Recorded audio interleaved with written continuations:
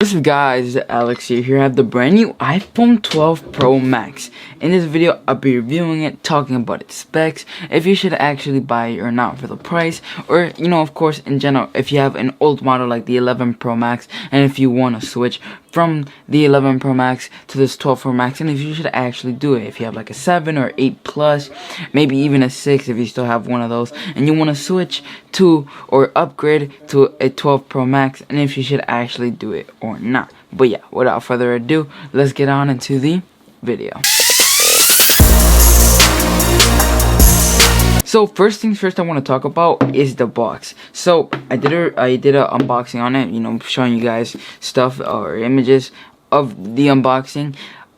Apple, sadly, they took away the charger from the box because they think most people are gonna have old iPhone chargers from USB to Lightning port in their houses, which is totally untrue. Not a lot of people are gonna have it. A lot of people have old models of the iPhone, right? And Apple thinks that everybody bought the 11 Pro Max, which is the only Apple product that brought a USB or a charging brick that was USB Type-C to Lightning port, which is what you need for this one. Or if you have an old one, you can definitely use this. Is the 11 Pro Max, by the way, right? So I would have wished that they would have given you an option at checkout, because I care about environment as well as much as the next person, right? But as much as the next person, I sort of wish that Apple would have included like an option at checkout where it says include charger in the box, or don't include charger in the box. Of course, making it cheaper,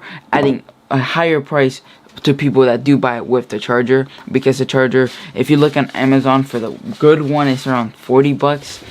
50 bucks for a charger. So if you don't have a charger and you just switch to Apple from like a Samsung phone, what is that? Okay, where's the charger that I have, Apple? Where is it? No, guess what I have to do? Go to Apple Store and buy a charger there. Thank you, Apple. Appreciate it, right? So if you're gonna buy a phone, at least they included the charger, like the cable, but they don't include the brick. Yes, they care about the environment. Okay, yes, they're a company, they like to make money. So if you want a charging brick, you're either gonna have to a third-party one from like Anchor or those companies, or go to Apple Store, pay 50 bucks for the good one that's 55 watts, I think, and wait for it to get shipped to your house. Thank you, Apple. Appreciate it. Again, another thumbs up, man. Thanks. So yeah, sort of wish they would have included like a charging brick in the box. We're giving you that option because they have to keep in mind not everybody has an iPhone. I personally have a Pocophone F2 Pro from Xiaomi. Great phone, by the way. I really like it. And let's say I wanted to switch to this 12 Pro Max. Guess what? It doesn't come with a charging brick in the box. So what am I supposed to charge it with? Exactly. They have to keep in mind that they're acting like everybody in this planet has bought an iPhone and has the USB Type-C, which is what it comes with in the box, a USB Type-C to Lightning port, right? They acting like that's what comes with it, right? Or they acting like everybody has bought a phone that has had that, which is totally not true. Not everybody has bought. When the iPhone 11 Pro Max came out, most people probably exchanged their phone for the XR or the regular 11 or the 11 Pro, right? Which again came with a regular charger. And unless you bought the 11 Pro Max, that's when it came with the USB Type-C to Lightning port charger. Again, Apple probably just wants you to spend an extra 50 bucks, but you could have just gotten it for like 20 if it came in the box or something. I mean, can you blame them as a company? They like to make money, whatever marketing they have to help the environment. They're acting like everybody has bought an iPhone and that everybody's gonna have a Lightning port charger, which is not true. So either you buy from third app or a third supplier, or from Apple themselves. But yeah, that's like, I know it went on a little bit of a tangent there from like the box, but I just don't like the fact that they didn't give you that option that you're able to buy either with a charging brick or without a charging brick, right? Like, give you that option. Of course, everybody's gonna go with the charging brick, but come on, Apple, you're acting like everybody has bought an iPhone 11 Pro Max, which is not true. Now, the people that have bought an iPhone 11 Pro Max and are upgrading, they click the don't include charging brick in the box, and people that are switching from Android to iPhone or upgrading their iPhone, I don't know, higher, and I guess they want to charge your phone faster, should include put charger in the box. A little bit on a tangent there, but here the display and the design. Again, they switched their entire design up when it came to this phone.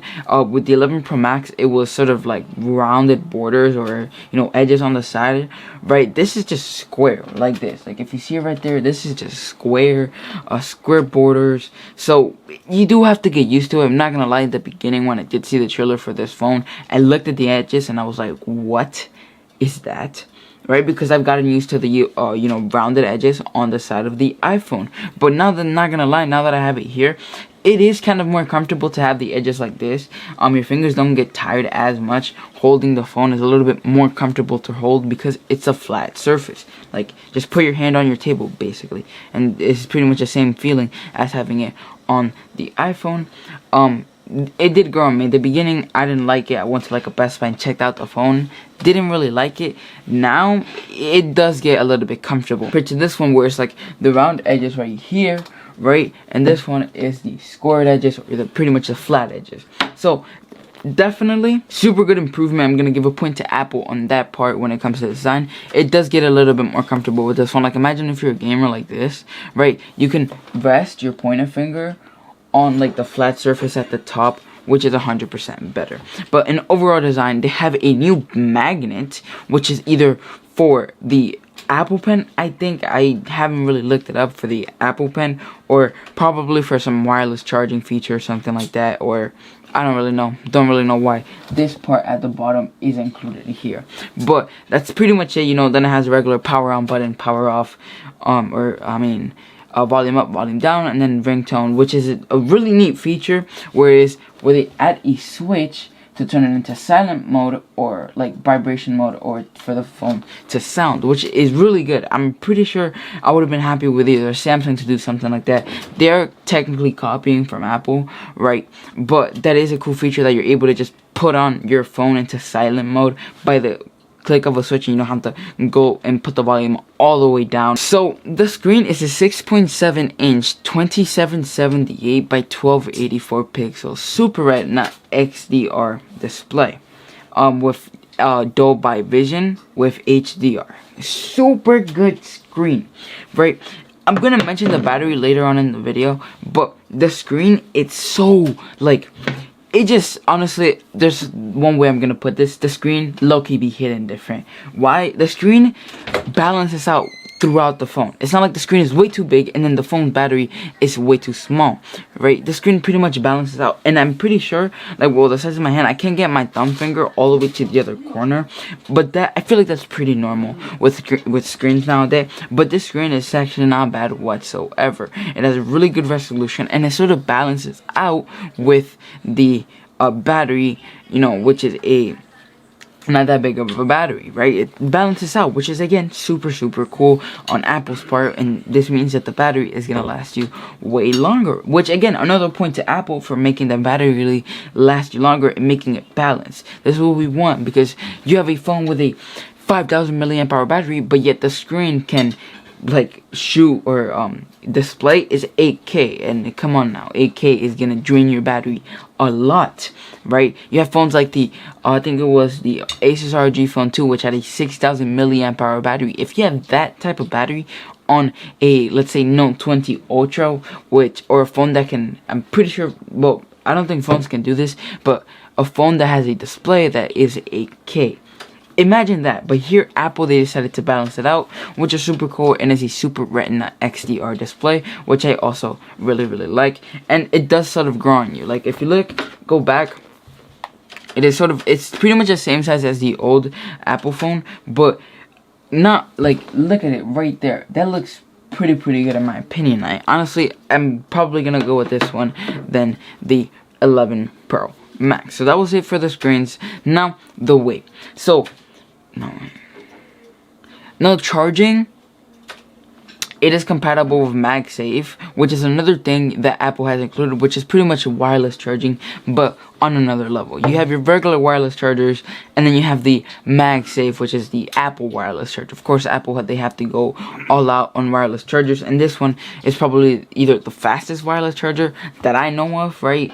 and it's really good in my opinion, and it's compatible with it, and it's safe, and it looks super clean on your desk. It's not one that's like that looks like a freaking robot arm on your desk, because I've seen those and they exist and look ugly. And if you're gonna buy a wireless charger, right, at least make it look good on your desk, where you could just place it and it automatically, or with a magnet, goes on your phone, which is pretty much what MagSafe is. So it is compatible with it, and if you want to buy the accessory like MagSafe, you can do that if you decide to do so. Now probably to the moment you've all been waiting for, which is the cameras. Now the cameras, they've added like a couple more features or technology that people may like, or people may not even notice that they have in their 12 Pro cameras. A lot of people like to take pictures with their phones, obviously, right? But with this iPhone, it sort of brings a new level to camera quality, right? And new features. A lot of people are probably not gonna notice, but if you like taking pictures with your phone, like a lot for like Instagram, right, or your story, right, this may come in handy if you're probably gonna use it. Now, as triple cameras on the back, each camera being 12 megapixels, it doesn't go up above 12 megapixels, but you're gonna let that slide once you hear the technology that it brings. Yes, a ultra wide sensor, a wide sensor, and a telephoto macro sensor, or a telephoto sensor, pretty much. This is not bad whatsoever. Apple has stuck with this ultra wide, each 12 megapixel camera, but they've added Dolby Vision, which is super cool. 12 times zoom. The resolution goes up by like 5 times more. Zoom optic 5 times, which brings more, like you zoom it in more, and it probably brings more resolution while it's being zoomed in way more. It has HDR, Intelligent 3, which means the cameras are pretty much like an AI, which sort of blur out the things that have to blur out, or the things that they don't have to blur out, or where they have to light it up more, or where they don't have to light it up more. So that's really good. And it has a night mode, which pretty much lights up when you're taking a picture in the night. Really cool. They added a lot of freaking technology to these new cameras, which is gonna boost up the camera quality on iPhones. The Pocophone F2 Pro, for example, can shoot videos at 8K and can take pictures at 8K. Super cool. But Apple has a system that sort of, you know, makes the pictures look better than they actually are. That's why they don't switch it, and they don't make it higher than 12 megapixels. That's why you see the Note 20 Ultra that has a 108 megapixel camera, and iPhone is here with 12 megapixels, because their AI or their software sort of makes the picture look more crisp and better. That's why a lot of people debate a 12 megapixel camera versus an 108 megapixel camera, because the software sort of depicts that and makes it 10 times better than it actually is. Because if you guys may know, 12 megapixel cameras are not that good. It's sort of really behind the software that Apple provides, and or in that being iOS, and pretty much the cameras. Take 12 megapixel cameras, come on now, they're not gonna be that good, but it makes it more sharper within the software, and it usually works 100% of the time. Now, you can either record at 24 FPS, 30 FPS, or 60 FPS, and you can record also at 4K. Again, no 8K, but you can record at 8K with Dolby Vision in 30 FPS with Intelligent 3, which is something pretty much like an AI that Apple has brought. Now, the two frontal cameras are, it comes with two frontal cameras this time. 12 megapixels is the same. I think is a depth sensor and a wide sensor, I'm pretty sure. Again, to measure like your face and stuff like that, but I'm pretty sure that is a separate. And the frontal cameras also come with Dolby Vision, and that's sick in my opinion. The back cameras also record at 4K 60 FPS, which is, again, super good if you're gonna like record videos. That means you don't have to buy a professional camera. You could just use your iPhone and record at 4K. The frontal cameras, again, 12 megapixels. They're not bad. It has a depth sensor. I think both of them are depth sensors, but I'm pretty sure one of them is an ultra wide. So really good with Intelligent 3 and HDR with, you know, Dolby Vision, which I do have to test out. I'm pretty sure I'm showing you guys right now images that I took after this after this review of Dolby Vision and how good it actually looks. Waterproof. It is IP68 up to 6 meters for 30 minutes underwater. This is I'm pretty sure this is the highest a phone can go underwater. 6 meters. Apple, they've done it probably because of the square box design that they have in the box. Is probably why they have it, or why it can last up to 6 meters underwater, which is really cool if you're gonna dive. Or I don't suggest going to the pool with your phone, but if you drop it, just know that it probably won't break due to water damage, and if you pick it right back up. Again, I'm probably gonna come with a comparison or a water test later in the future for this at 12 Pro Max. Then you have the chip, the A14 Bionic chip. The A14 Bionic. It's a 6. I think it's a 6. Okay. Then the A14 Bionic chip, a 6-core processor chip. This is probably the fastest chip there is nowadays, or there is now, until a new Snapdragon chip comes. But this chip is probably the fastest because it has 5 nanometers, which makes it faster. Again, really cool. This is Apple outdid themselves with this phone. The price, debatable. The price is debatable. I'm not gonna lie. But a 6-core processor on a phone. My computer has an i7-5930K, and that's a 6-core processor with, pretty sure, 12 threads. You see sort of the difference here. This means that this phone could probably go hand in hand. Probably not because it's a phone CPU, right? But it's a 6-core processor. The fastest processor nowadays for smartphones. And it does come with a GPU which has, again, 4 cores. The Apple GPU that comes with 4 cores, and the software is iOS 14. Now you can get it in 3 different versions: 120 gigabyte, 256, or 512 gigabytes. Right? I recommend just getting right in the middle, 256 to pay sort of the medium price. But if you want to spend a little bit more, get the 512 gigabyte version. Won't really change anything within RAM. You're still gonna get 6 gigabytes for all 3 versions. But if you want more storage, I'll just go. Personally, this is the 256 gigabyte version, right in the middle there. But if you want to spend a little bit more for the 512, I'm pretty sure this is the 256 gigabyte version. I'm not really gonna check right now, probably later. But again, comes with 6 gigabytes each of these, so it's not bad. I did play Call of Duty Mobile, probably showing you guys images right now of me playing Call of Duty Mobile, and Call of Duty Mobile sort of is a pretty easy game to run. I'm not gonna lie. Even the C30 Cuba C30, which is the cheapest phone you could possibly buy that is good, right, can run this game, right? And Free Fire game I do want to play though is Fortnite, and that's gonna come in a later video.